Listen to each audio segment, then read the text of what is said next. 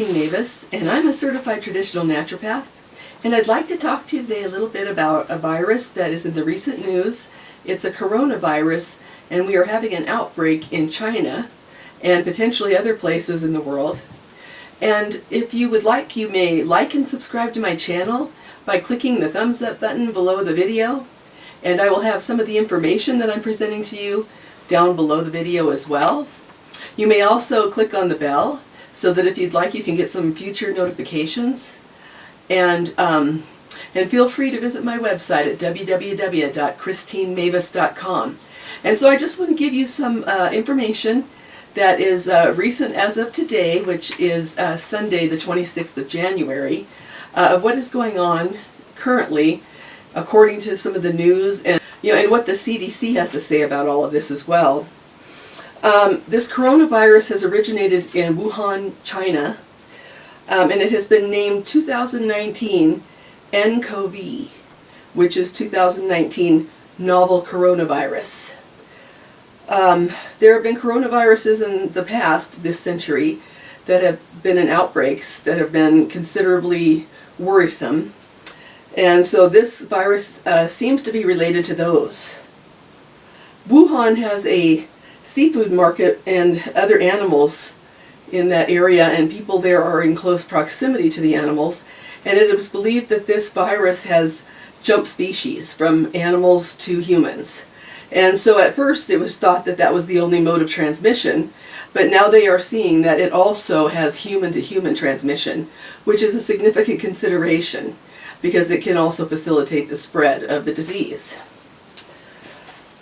They are relating this disease largely to one called SARS, and there was an outbreak in China in 2003 of this virus, and it was a bit of a virulent virus, so we want to be careful about trying to stay well.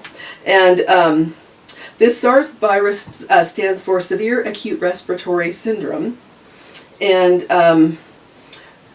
officials say that this 2019 nCoV virus that we're looking at here is not generally as virulent as the SARS virus, is their thinking at this point. But the feeling is also that this virus may be more transmissible, so it's possible that more people could be infected.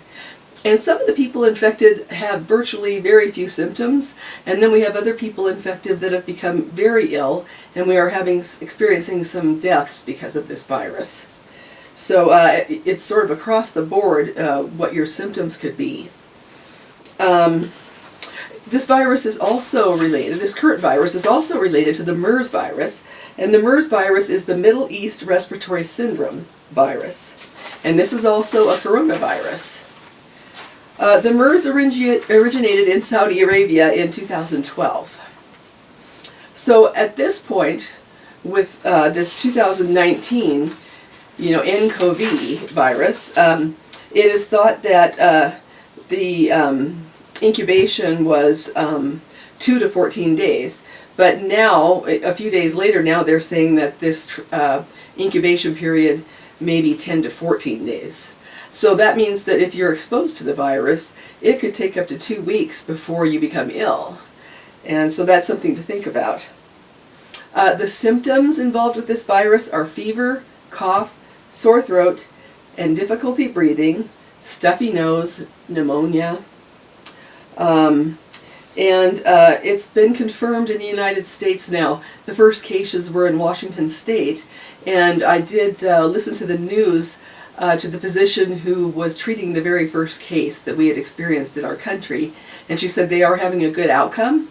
They're giving that patient supportive treatment, and other places that this virus has been found now are Arizona, California, and Illinois up to this point. There is suspicion that this virus could be in up to 12 states, and they're doing research and doing some checking to see if that could be true. So to prevent this virus from, to prevent an infection so that you don't become ill, of course the number one common sense thing to do is avoid exposure to it.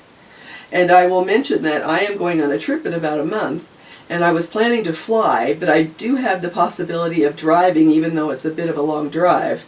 And depending on what's going on with this in the next couple of weeks, I may opt to drive so that I can be in my own environment in the car instead of sharing this environment in large crowds. Part of my flight would involve changing planes in a large airport. And so this is something to keep in mind. You know, do the common sense thing and, you know, stay away from any potential infections that you could be suspicious of. Another way to help prevent it is to wash your hands thoroughly and frequently. You know, if you would happen to touch something that would have these virus particles on it, if you wash them off, then, you know, that lessens your chance of being infected. And it's important also to keep your fingers and hands away from your eyes, nose, and mouth. Because if you do have those virus particles on your hands, and then you touch those mucous membranes, then you're inoculating yourself with the disease. So that's something to think about too. And so the treatment for this virus is supportive primarily. And if you would suspect that you would be coming down with something like this, it's important to go and see your healthcare provider so that they can begin supportive treatment and give you some more specific instructions for what you should do. But treatment generally is to get rest, drink fluids, and use the humidifier and take some steamy showers. And, you know, just general good health type things to keep yourself well. Another thing that would be really advisable would be to just avoid contact with people that you know are infected. Antibiotics don't work on these viruses. The antibiotics only work on bacteria because bacteria are single complex cells. Viruses are not cells. And so there are some other methods of more natural medicine treatment that you can consider to do for something like this, but I would not excuse myself from visiting my medical provider. That's very important to have some professional help. There is one herbalist out there that has done some work with viruses, and he is somewhat known, and people have respected his work.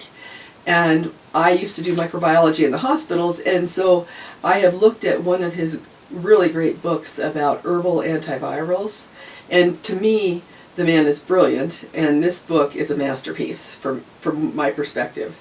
And I want to show this book to you. It's the Herbal Antivirals by Stephen Harrod Buhner. And you can buy this book right now on Kindle.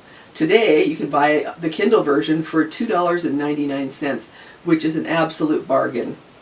And he talks about some different things you can do, and one of the things I thought was really fantastic was that you can use the diffuser. And I'm looking here at my notes to see where that diffuser stuff is. Here it is.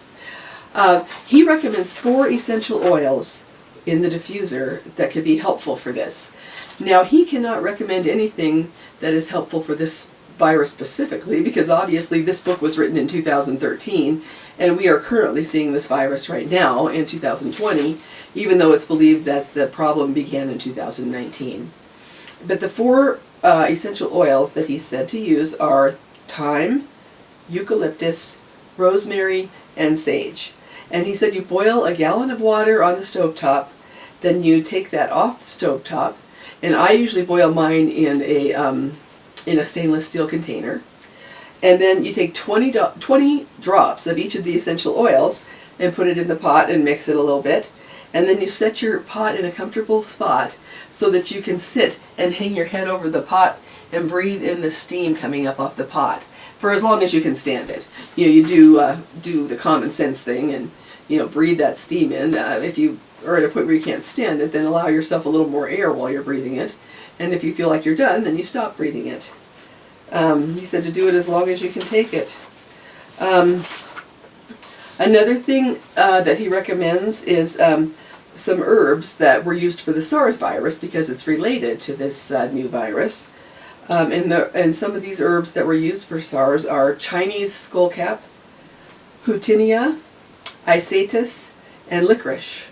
And And there is more extensive discussion about herbs that can be useful for coronaviruses in that book.